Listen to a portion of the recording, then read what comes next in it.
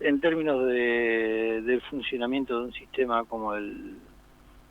de la OFER, que parece no haber cedido pese a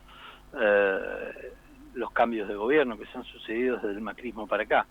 Y planteamos esto porque, en primera instancia, porque uno de los temas más importantes del fin de semana fue el adelanto en varios medios de comunicación de que efectivamente la Corte Suprema se predispone a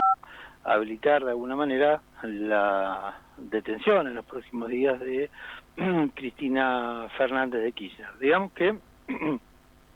lo que han adelantado ya con detalles en cuanto a lo que es efectivamente la decisión de la Corte es a la aplicación del famoso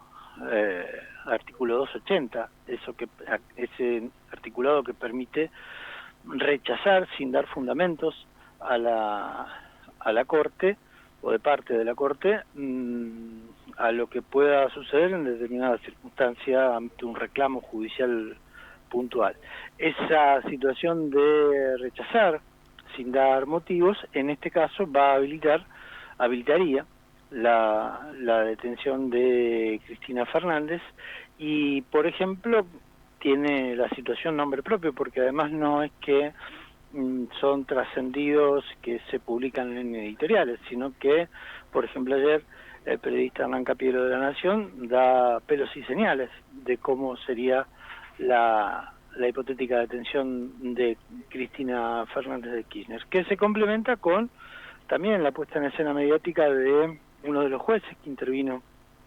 en el juicio de vialidad, donde surgió la condena de 6 años para Cristina Fernández, visitando alcaldías durante un fin de semana. El escenario parece muy claro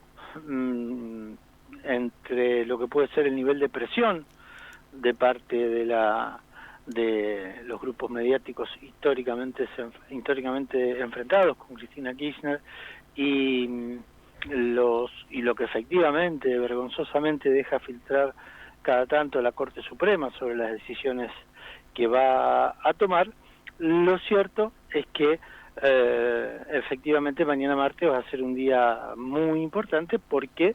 es el día que se dan a conocer generalmente las acordadas de los ministros. Esa es la expectativa, habrá que ver luego efectivamente o finalmente qué sucede. En este sentido, Cristina Fernández estuvo en sus pagos allí en Corrientes durante el fin de semana, Sí, señor. y ya planteó de alguna manera una situación en términos políticos, de decir, bueno, si ya estoy acabada en términos políticos, ¿por qué no me dejan competir? Habrá que ver, insisto, entonces, qué pueda pasar durante el día de mañana entre las presiones y los intereses concretos que pueda tener la Corte Suprema, sin dejar de tener en cuenta o poner bajo análisis los intereses del propio gobierno nacional, que si bien no tiene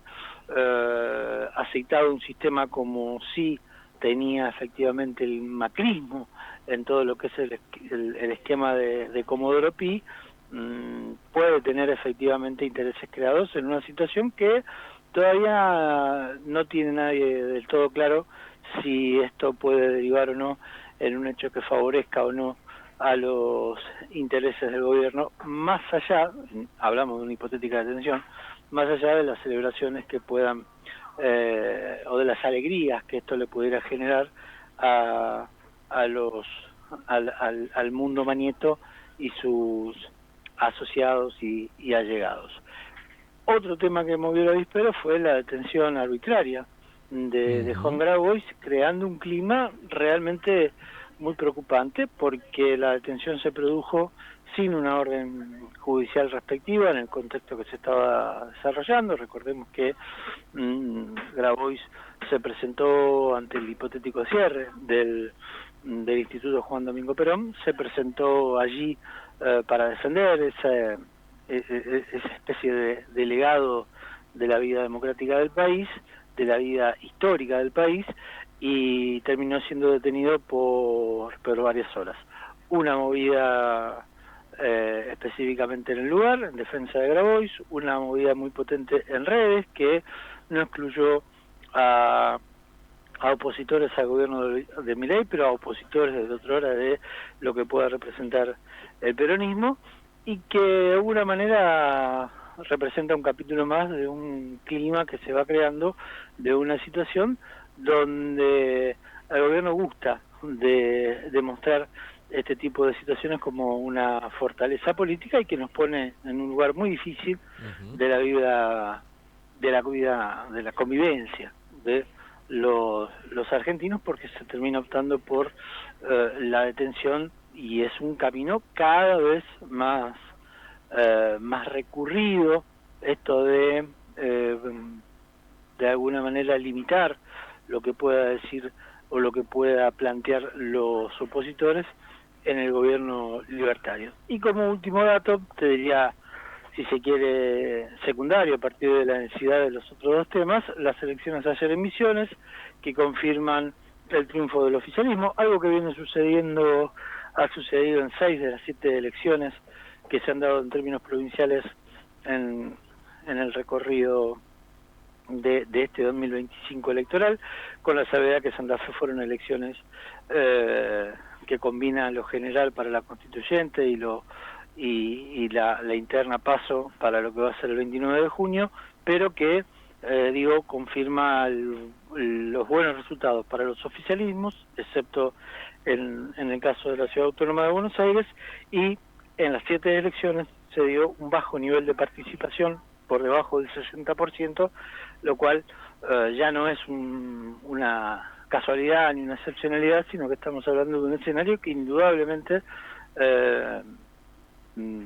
marca ya un tiempo muy particular de la vida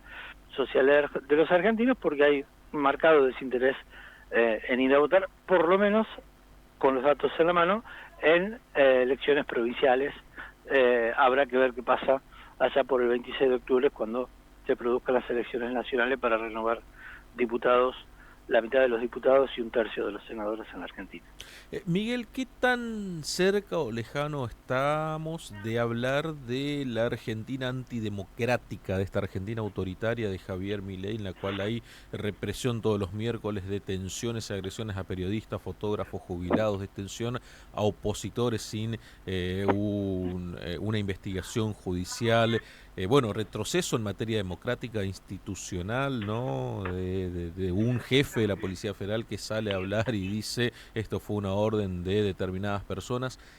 Modelo antidemocrático, ¿qué tan lejano o cercano estamos de empezar a hablar de esto que los propios estos que hoy son gobierno, que en su momento eran opositores, decían de, no sé, Venezuela, Cuba y otros países?